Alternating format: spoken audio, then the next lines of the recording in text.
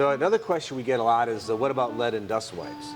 So the device right now does lead in paint, it'll do lead in soil, it'll do multiple other elements, all the RCRA metals, all the EPA priority pollutant metals. It can do all those in soils and other materials. The one exception is beryllium. You can't measure beryllium with portable X-ray. Beryllium is too low atomic number. But back to the dust wipe question. So we are later this summer or early fall of 2022, we'll be coming out with a dust wipe app. And for those of you familiar with that, when you take the wipe, you do your wipe, you fold it up, you repeat that a few times, you end up with a wipe that's about 1/2 inch by 1 inch, folded several times.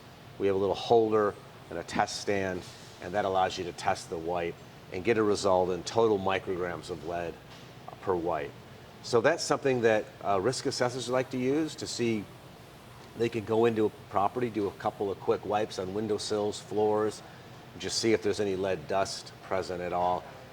As we mentioned in the previous segment, in some cases for lead abatement, you can take the wipes, test them right on site with this device, and just basically assure that when you do send those wipes to a laboratory, that they will pass the clearance test.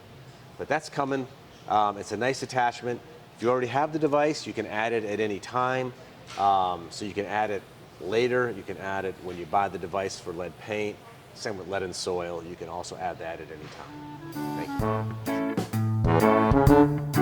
Thank you.